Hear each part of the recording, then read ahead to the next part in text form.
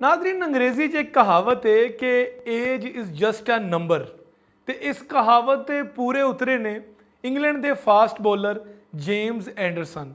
उन्होंने एक ऐसा रिकॉर्ड बना दिता, शायद जदों तक इस धरती ते क्रिकेट मौजूद है वो रिकॉर्ड कोई भी तोड़ सकेगा।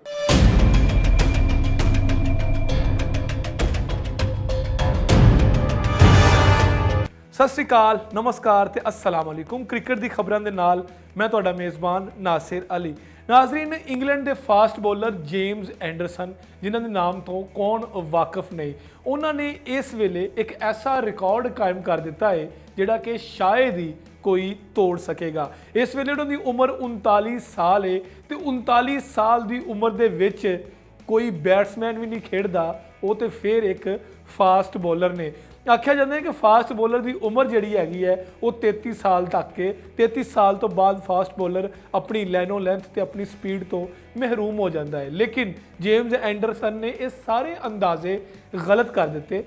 इस वेले वो क्रिकेट की दुनिया के उत्ते टैसट क्रिकेट दे विच राज कर रहे हैं। वो इस वेले 171 टैसट खेल चुके हैं, जिहड़ा कि किसी भी फास्ट बॉलर ते सब नालों ज़्यादा टैसट मैचिज ने।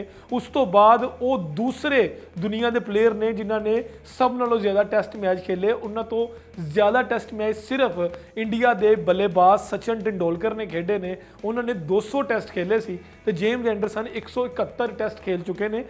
तेंदुलकर का रिकॉर्ड तोड़न लई उन्होंने सिर्फ 29 टैसट जिहड़े हैगे ने वो चाहिए ने। इस वेले जेम्स एंडरसन के जिस रिकॉर्ड वास्ते असीं तुहाडे नाल गलबात कर रहे हैं, वो रिकॉर्ड ये वे कि एंडरसन ने इंग्लैंड ते न्यूजीलैंड के खिलाफ जिहड़े इंग्लैंड ते न्यूजीलैंड दरम्यान जिहड़ा टैसट मैच हो रहा है, दूसरा टैसट मैच, वो दूसरी इनिंग्स दे विच न्यूजीलैंड के ओपनर टॉम लैथम नूं जदों बोल्ड किया तो एंडरसन ने बाल फड़ के ते लोकां अल हवा दे विच इशारा किया, क्योंकि उन्हों का इशारा बनता भी सी, क्योंकि वो 650 विकटां लै चुके हैं।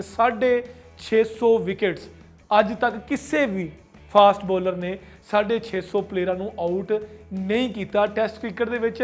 अगर किसी फास्ट बॉलर दियां सब नालों ज़्यादा विकटां सी तो आस्ट्रेलिया के मैगरा सी। आस्ट्रेलिया के मैगरा जिहड़े हैगे सी उन्हां दियां 578 विकटां सी।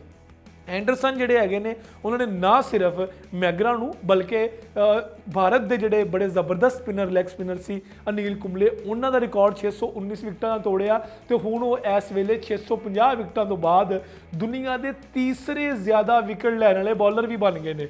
उन्होंने तो उत्ते सिर्फ 2 बॉलर ने, एक आस्ट्रेलिया के हाल ही वफात पाने वाले शेन वॉन जिन्होंने 709 प्लेयरों को आउट किया टैसट क्रिकेट च, तो उन्होंने तो अगे ने श्रीलंका के ऑफ स्पिनर मुरलीधरन ने 800 खिलाड़ियों को टैसट क्रिकेट च आउट किया है।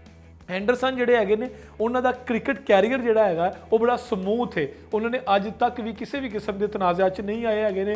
उस तो बाद उन्होंने वनडे क्रिकेट चों बड़ी जल्दी रिटायरमेंट दे दी तो अपने आप को टैसट क्रिकेट वास्ते डेडिकेट करता। हालांकि टैसट क्रिकेट जिहड़ी हैगी है वो किसी भी फास्ट बॉलर वास्ते बहुत ज़्यादा मुश्किल होंदी है। फास्ट बॉलर जिहड़ा हैगा वो टैसट क्रिकेट च ज़्यादातर थक जाता है, क्योंकि टैसट क्रिकेट दे विच तुहाडे कोल 5 दिन होंदे ने ते 5 दिनां दे विच तुसीं बॉलिंग करनी होंदी ते अगली टीम के खिलाड़ियों को आउट करना होंदा है। जबकि वनडे क्रिकेट च तुहाडे कोल ऑप्शन होंदा है कि तुसीं 10 ओवरां का कोटा होंदा, तुसीं वो कोटा पूरा करके ते तुसीं जिहड़ा हैगा वो अपना जिहड़ा मकसद हैगा अपने बॉलिंग का जिहड़ा मकसद हैगा वो पूरा कर जांदे ने।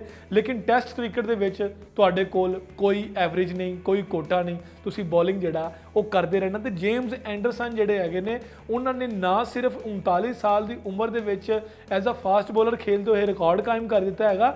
दूसरी तरफ अगर उन्होंने वेख्या जाए तो इंग्लैंड क्रिकेट दे विच मोस्टली इदा होंदा है कि बहुत सारे प्लेयर जिहड़े हैगे ने वो वक्त तो पहले रिटायर्ड हो जाते हैं, वो वक्त तो पहले जिहड़ा हैगा वो क्रिकेट नूं छड्ड दिंदे ने। लेकिन एंडरसन जिहड़े हैगे ने उन्होंने इस तरह बिल्कुल भी नहीं किया तो इस वेले वो इंग्लैंड के सब नालों ज़्यादा टैसट मैच खेलने वाले तो दुनिया के दूसरे टैसट मैच खेलने वाले प्लेयर जिहड़े वो बन चुके हैं। 650 विकटों तो बाद एंडरसन का हले भी रिटायरमेंट का कोई इरादा नहीं है, क्योंकि उन्होंने एक स्टेटमेंट से कहा कि जिन्ना चिकर मैं विकटा लै रहा, जिन्ना चिकर मैं अपनी कंट्री वास्ते परफॉर्मेंस दे रहा, उन्ना चिकर मैं खेडदा रहांगा। देखना उन्हें वे कि जेम्स एंडरसन जिहड़े हैगे ने वो अगले 2 रिकॉर्ड जिहड़े मुताया ਮੁਰਲੀਧਰਨ ਦਾ ਤੇ ਉਸ ਤੋਂ ਬਾਅਦ ਸ਼ਾਈਨ ਵੌਨ ਦਾ ਉਹ ਤੋੜ ਸਕਦੇ ਕਿ ਨਹੀਂ, ਕਿਉਂਕਿ ਸ਼ਾਈਨ ਵੌਨ ਦਾ ਰਿਕਾਰਡ ਤੋੜਨ ਲਈ ਉਹਨਾਂ ਨੂੰ 60 ਵਿਕਟਾਂ ਚਾਹੀਦੀਆਂ ਨੇ ਤੇ ਮੁਰਲੀ ਦਾ ਰਿਕਾਰਡ ਤੋੜਨ ਲਈ ਉਹਨਾਂ ਨੂੰ ਤਕਰੀਬਨ 100 ਤੇ ਤਕਰੀਬਨ 52 ਵਿਕਟਾਂ ਚਾਹੀਦੀਆਂ ਨੇ। ਉਹ 152 ਵਿਕਟਾਂ ਲੈ ਸਕਦੇ ਨੇ ਜਾਂ ਨਹੀਂ, ਇਹ ਆਉਣ ਵਾਲਾ ਵਕਤ ਹੀ ਦੱਸੇਗਾ।